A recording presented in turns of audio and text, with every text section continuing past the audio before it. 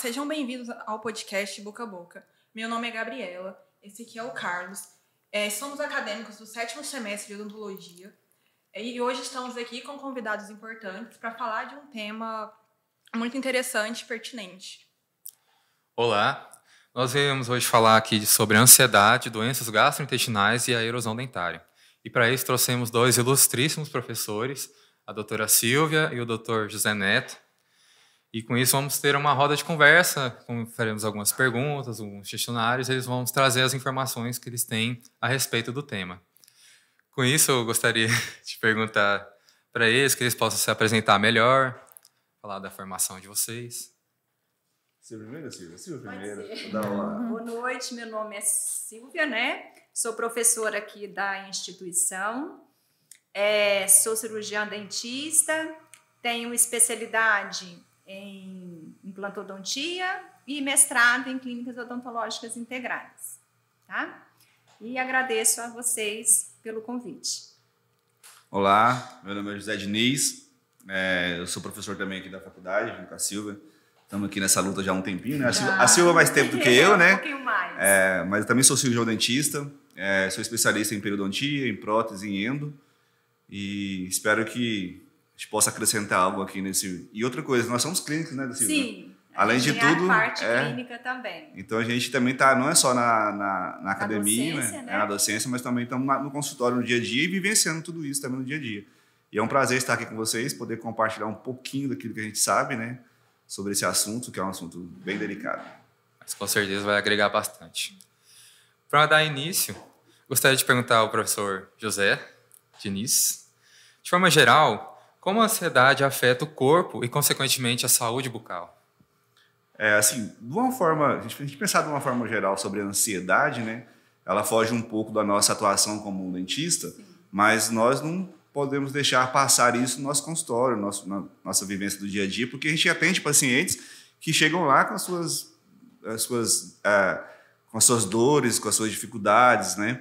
E cada vez mais a gente tem percebido no consultório pacientes com ansiedade, com depressão, até pelo momento que nós estamos vivendo. Vivemos um momento pós-pandemia, isso desencadeou muito esses processos e chegou muito no consultório para a gente.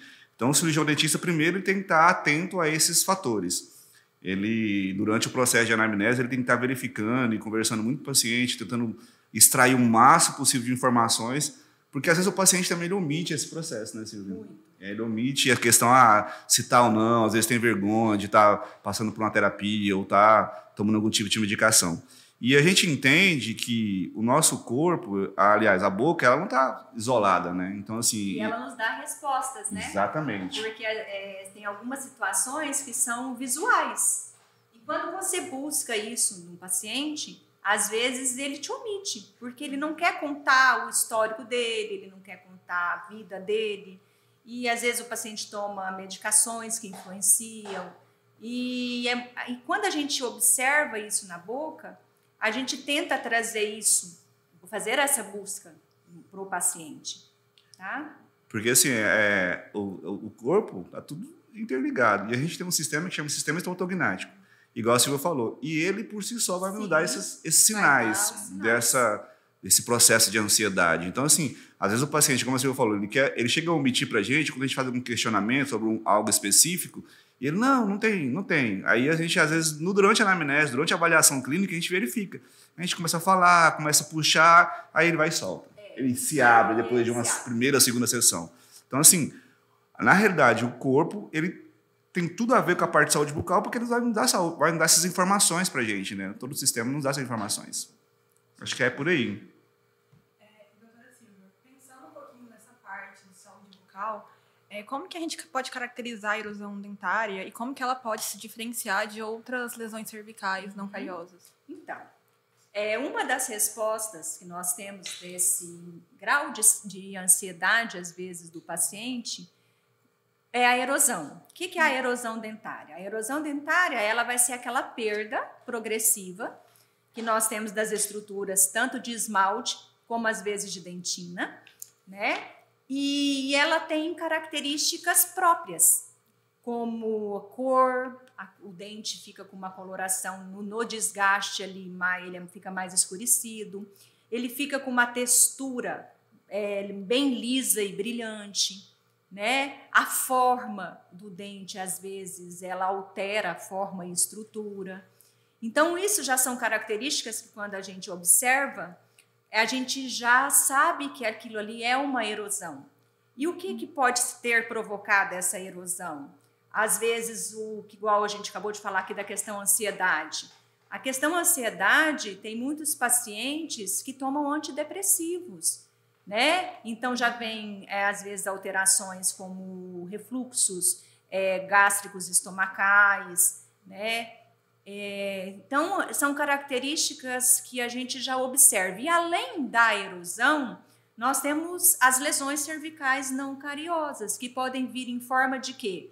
De uma trição, que é quando o paciente tem o desgaste ali, né, que pode ser provocado, às vezes, até por um bruxismo, né, a bifração, né, que também é um desgaste mecânico, né, escovação do paciente, às vezes o tipo de creme dental que esse paciente utiliza, força na própria escovação, e a bifração, né, que é o trauma oclusal, que pode também provocar perda ali da estrutura. Então, a gente tem que, quando a gente olha esses tipos de alteração na boca do paciente, a gente tem que saber definir. E aí, você tem que buscar no seu paciente o que é essa alteração que está acontecendo aqui. Ele está tendo uma perda, ele está tendo uma estrutura exposta. Então, a gente tem que buscar para saber o que está acontecendo, para você já ir eliminando. É uma lesão cervical não cariosa por atrição, por bifração, por abrasão, né? Ou é realmente uma erosão que o paciente tem como característica ali. Então, cada caso, ele é muito individualizado. Então, a gente tem que avaliar essa característica bucal que o paciente traz para a gente, né, e buscar isso no histórico do paciente. Assim, continuando o que vocês já disseram, né, cada vez mais aparecem pacientes com casos de ansiedade, tomam medicação e não conta. Eu queria saber se na história de vocês, ultimamente, vocês têm notado mais esses pacientes que têm ansiedade, se eles apresentam mais erosão, casos assim de desgaste mesmo, mais acentuado, de forma geral. Eu acho assim, se você me permitir, só acrescentar um pouco nas suas definições. Sim. Ali. A gente, assim, quando a gente pega a literatura, e hoje a gente tem uma referência na literatura hoje, que é o Paulo Vinícius, lá de Uberlândia, né? Então é uma referência hoje quando fala de lesão cervical não cariosa. Ele tem 2 livros, eu acho que ele lançou, e um desses livros ele classifica, é bem interessante a questão da questão do desgaste das lesões cervicais não cariosas. Primeiro ele fala o seguinte, que pode ser gerado por uma tensão, que aí a tensão entra o apertamento, entra o bruxismo, a fricção, que aí a Silvia falou a questão do dentifrício associado a uma escovação traumática, e a biocorrosão, que é o que a gente está conversando sobre as erosões, né? Então, assim, definir bem isso, e no consultório, quando a gente chega o paciente para nós, às vezes é uma linha muito difícil a gente conseguir determinar a causa da lesão cervical não cariosa, se é de tensão, se é dessa fricção, ou se é de biocorrosão. Ou normalmente associada a tudo junto. E pode ter os sintomas também. Hipersensibilidade dentinária. Entendeu? Né, que o paciente, às vezes, por conta dessas exposições, o paciente começa a ter dor. E a gente está passando por um processo de envelhecimento também, que ele também bate muito nessa tecla. O envelhecimento precoce, né? Tá? Então, é outra coisa que a gente também tem que observar muito isso nos nossos pacientes. Então, assim, aí definindo essa questão, primeiro, dessas definições do caso de lesão cervical não cariosa. Aí no consultório, quando chega para nós, é muito tenso, às vezes, a gente fazer um diagnóstico certo. E a gente tem observado cada dia mais lesões cervicais não cariosas, seja ela por biocorrosão, que é o caso da erosão, seja por atrito, seja por uma tensão, que é o apertamento, o bruxismo, que existe uma diferença também entre porque pode ser multifatorial. Né? Isso, é multifatorial. Às vezes o paciente pode ter as 4. Sim. Eles podem ter as 4 situações na boca por conta de processos que ele tem ali. Ele tem um apertamento, ele tem uma tensão, ele tem uma escovação mais abrasiva, né? E às vezes até um refluxo, bulimia. bulimia. Hoje em dia a gente tem muitas pessoas com processo de bulimia. O vômito, ele é muito ácido. E ele provoca também Sim. esses desgastes. E assim, no consultório, a pergunta que você falou, o que a gente tem observado? A gente tem chegado no consultório pacientes com dor, com uma dor às vezes provocada ou até espontânea, e você olha no dente e não tem uma cárie. Nada. E aí você vai fazer uma investigação, o cara ali tem uma recessão, ou tem uma bifração, um desgaste, uma erosão, seja o que for ali, uma lesão cervical na cariose, que está levando a esse processo de esse envelhecimento dessa polpa. E aí, às vezes, o tratamento endodôntico, em alguns casos, é indicado não por cárie, mas por um apertamento, bruxismo, uma lesão cervical na cariose. Então, cada dia mais o consultório tem chegado para nós, dentistas. E esse diagnóstico diferencial é muito tenso, é muito difícil. É difícil. Porque, às vezes, tem uma pulpite que a gente pode conseguir reverter ou não. Então, tem todos os exames, os protocolos que a gente sempre bate na tecla para vocês aqui na faculdade, de seguir essa análise. Porque, às vezes, vocês perceberam na endo lá, talvez, lá na clínica de endo, que às vezes o paciente chega lá para nós com uma sensibilidade e já veio de outra disciplina para fazer o canal. Aí faz as avaliações, todos os protocolos, na realidade aquele paciente apenas com hipersensibilidade e não com problema endodôntico. indicado para endodontia. E aí a pergunta que às vezes a gente deixa no ar, quantos canais estão sendo feitos aí fora? Desnecessariamente. Entendeu? Por uma falta de avaliação e um diagnóstico bem feito. Para fazer essa diferenciação, né? Sim. Se realmente é um caso de endo ou não, né? Às vezes é difícil colocar isso na prática, né? Pensando no que a Silvia citou, né? Dos problemas gastrointestinais, refluxo, problemas que afetam, né, o pH bucal. Como que eles vão contribuir para a erosão dentária? É assim, vamos pensar o seguinte, quando a gente fala de erosão, que é uma corrosão devido a algum fator, aí a gente tem que pensar o seguinte, primeiro, existem dois tipos de fatores, ou fatores extrínsecos ou intrínsecos. Aí quando você fala dos extrínsecos, aí entra um monte de coisa que às vezes muita gente não fala aí fora. Tipo, dá um exemplo bem claro, bem básico. Aqueles energéticos lá, de academia. Como é aquele negócio lá? Pré-treino. Aqueles pré-treino lá. Aquilo é altamente ácido, aquilo lá. Então o paciente às vezes faz uso com muita rotina daqueles energéticos e ele é um extrínseco. Então isso vai potencializar na questão da erosão. Outro fator, aí vamos pensar os internos lá, que são, a Silvia citou, a bulimia, refluxo gastroesofágico, paciente que tem refluxo com muita frequência e não tratado. Então isso vai acabando piorando essa situação dessas erosões na boca. E isso afeta o pH, porque o pH da saliva é neutro, né? Então, assim, se você diminui e deixa muito ácido, aí você vai... Para vocês terem uma ideia, um pH gástrico, ele chega por volta de 1,5 a 3,5. Então, você imagina isso. Constantemente, né? Então, aí entra o processo de desmineralização, né? Então, tudo vai afetando. E a gente pega assim, quando você pega lá a saliva tem a função de tamponamento, né? Alcalina, tudo, não tem aquela parte ali. O que a saliva faz? Ela faz uma proteção em cima do dente, né? Na película adquirida, né? E aquela película adquirida ali, às vezes o paciente começa a fazer bochecho com esses medicações, com esses isotônicos aí, né? Da vida, né? É muito comum, é que eu observo na internet, muito famoso, as pessoas elas pegam o pré-treino, né? E colocam o pó na boca e depois bebe água. Então, imagina isso. isso. Você imagina isso. Imagina isso na cavidade. Aí você imagina, você pega lá a microbiologia, você pega lá a questão da película adquirida. O que acontece com aquela película ali? É totalmente destruída. Até ela formar de novo, o processo de remineralização já era, entendeu? Então, assim, a primeira coisa é entender esse processo aí, essa questão, que aí o refluxo ele entra como fator endógeno, entendeu? Que aí o paciente que tem um refluxo esofágico, ele tem que ser tratado. Aí vem bulimia, tá? Que o paciente provoca, diminui a alimentação, um monte de processo que a bulimia faz, que também causa refluxo também. O paciente ele provoca, né? E até as características desses processos. Você sabia que quando você tem os extrínsecos, os desgastes são mais vestibularizados? Quando são os intrínsecos, eles são mais por palatina, ou lingual ali, por oclusal. Então, já é um tipo de característica que já te dá para você buscar no seu paciente. Se ele está tendo desgaste nessa região, O que está provocando esse desgaste aqui? Tem pacientes que chegam para a gente com a parte lingual aqui todinha, quase que com a polpa exposta. Então, alguma coisa está acontecendo errado com esse paciente. Eu tenho que buscar isso, né? Professor, eu queria saber qual que é o protocolo, a conduta ideal para esse tipo de paciente com desgaste. Então, é o que a gente acabou de falar aqui. A primeira coisa, uma boa anamnese.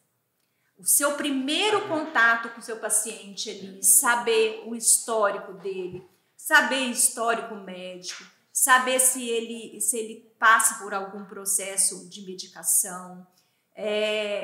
Depois você vai para o clínico. Então, o clínico, ali com a sua conversa que você teve com ele, você já tem que buscar isso aí. Olha, aqui você me fala dessa medicação que você toma, desse problema que você tem.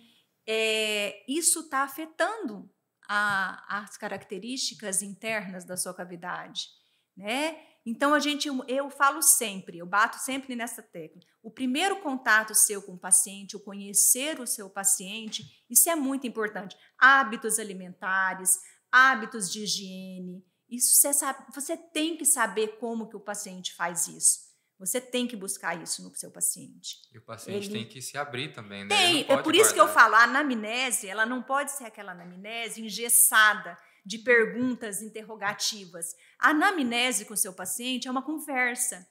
Porque quando você faz isso de uma maneira mais leve, o paciente te responde. Quando você pergunta aquilo ali muito engessado, aquelas perguntas muito certinhas ali, tem perguntas que você faz para o paciente, ele nem sabe o que você está perguntando, dependendo do termo que você está utilizando. Certas pessoas, né, Zé? Então, aquilo ali, às vezes, omite uma informação importante que você precisa ter do seu paciente. E eu acho que esse conversar, ele é muito importante para a gente saber isso aí. E buscar no paciente tudo isso. Como que ele alimenta? Como que é a alimentação dele? Alimentação ácida, igual a questão dos pré-treinos aí hoje, que está muito no auge. Energéticos, os energéticos que vocês tomam aí. Com pré-treino. Vocês acadêmicos mesmos. O uso excessivo dos energéticos são tudo ácidos, né? São o próprio refrigerante habitual que vocês tomam aí. Então, assim, tudo isso influencia, né? O hábito de higienizar do paciente, como que isso ocorre. Por isso que quando vocês mostram para o paciente como higienizar, vocês acham que isso não tem importância. Vocês não imaginam como que isso aí muda, às vezes, a vida. Porque a pessoa, às vezes, não te conta. Mas só de você mostrar o jeito correto, uma escovação como ela tem que ser feita, isso, às vezes, muda a vida do seu paciente. Muitos nem aprendem a como escovar corretamente. Eu, por exemplo, eu aprendi a escovar corretamente na faculdade. Então, de odontologia. Imagina. Aí, quantos aí que a gente recebe e que não sabem como que isso é feito? Por isso é muito importante passar isso para o paciente. Às vezes a gente fica voltada só para ensinar a criança, né? A criança, e não é só a criança. E esquece, né, que o adulto também precisa aprender, né, e de um jeito diferente. Né? Claro. Então, é realmente importante isso que a senhora falou.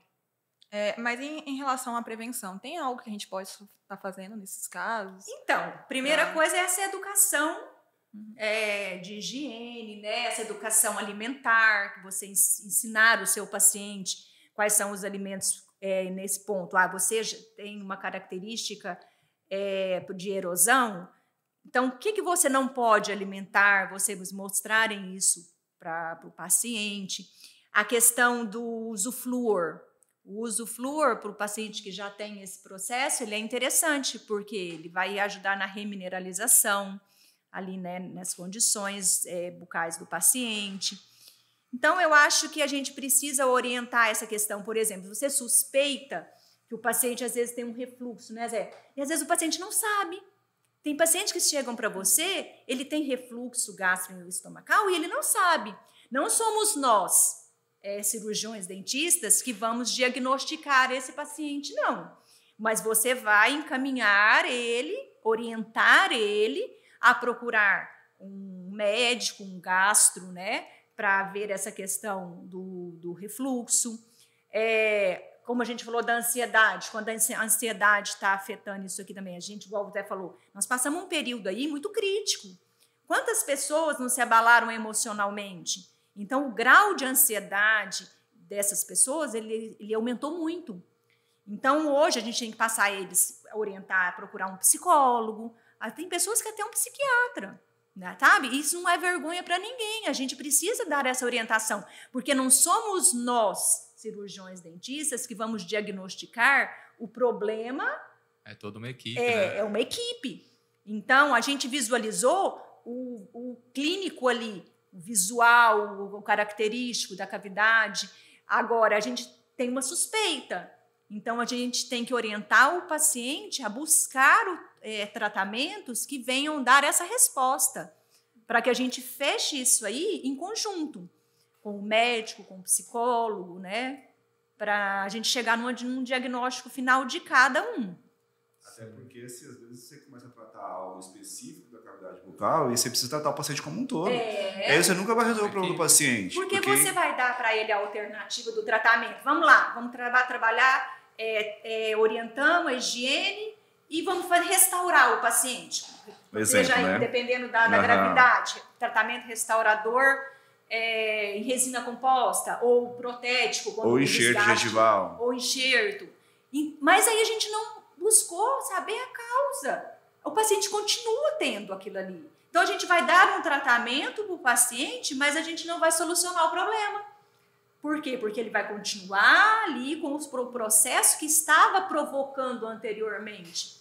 Né? Se a gente não orientar essa busca, dele buscar um tratamento fora do nosso tratamento, né? Não é só a gente ir lá restaurar, é muito simples. Você pega um paciente com erosão, vai lá e faz a reabilitação dele com material restaurador. Tá, fiz. Mas eu solucionei o problema do meu paciente? Não. Depois ele volta lá e vai ter que fazer de novo. O processo que estava provocando aquilo ali no paciente continua. Eu não orientei, eu não vou fazer acompanhamento desse paciente. O acompanhamento é outra coisa muito importante. Sim. Você continuar tendo contato com esse paciente. Por quê? Porque você sabe que tem um processo por trás disso. Será que resolveu? Será que ele conseguiu, com medicações, com o próprio tratamento restaurador, isso melhorou, com os enxertos, né? Então, a gente precisa saber se o paciente teve realmente sucesso no nosso tratamento, né? Se isso foi correto. É porque, assim, vamos supor, que às vezes acontece com muitos dentistas, fez a restauração, soltou. Mas aí, não tratou a causa. Você fez o paliativo, aí nesse caso vai ser paliativo, vai restaurar. O cara continua com o mesmo processo, com os mesmos hábitos, não foi tratado, não foi pro psicólogo, não foi feito todo o processo, vai soltar. Continuar do mesmo jeito. Enxerto, mesma coisa, tá perdendo gengiva, beleza, vamos enxertar? Vamos. Se eu não tratar a causa, vai perder de novo. Vai continuar. Porque a causa tá lá. A cirurgia periodontal não funciona. Ela não funciona quando você não tratou a causa. O que estava provocando? Para chegar naquela situação ali, algo estava provocando, algo estava errado. Se eu não buscar aquilo ali e tratar aquilo ali, não adianta realmente. O paciente vai sofrer, vai passar por um processo de uma cirurgia, que tudo que é cirúrgico para o paciente é traumático. E não vai solucionar o problema. Aí depois ele fala assim, não, eu não deveria ter feito porque não resolveu. Por que não resolveu? Porque não buscou a causa. Né? Então, a gente precisa buscar isso aí. Acho que até um cuidado para o dentista ter, né? Porque às vezes o paciente quer que resolva né, o problema dele.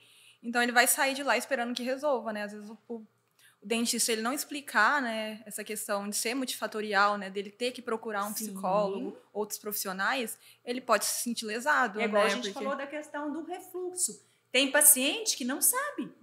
Ele não sabe nem o que é isso. Ele passa por esse processo e ele não sabe que ele tem. E aí, quando você orienta, né?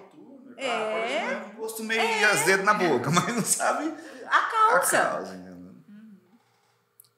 Pois é, então, essa foi a nossa roda de conversa de hoje. Eu gostaria de agradecer bastante a presença de vocês aqui.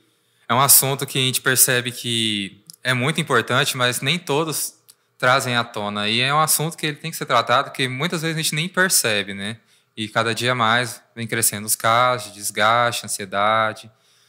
E queria aconselhar vocês que estão assistindo Se vocês são acadêmicos ou pessoas de fora, aqui na faculdade nós temos 2 núcleos especializados em tratar a ansiedade. Vocês podem vir conversar com os psicólogos, tratar sobre as suas questões e buscar esse conhecimento. Assim. Espero que esse podcast tenha agregado bastante em conhecimento e gostaria de agradecer vocês novamente.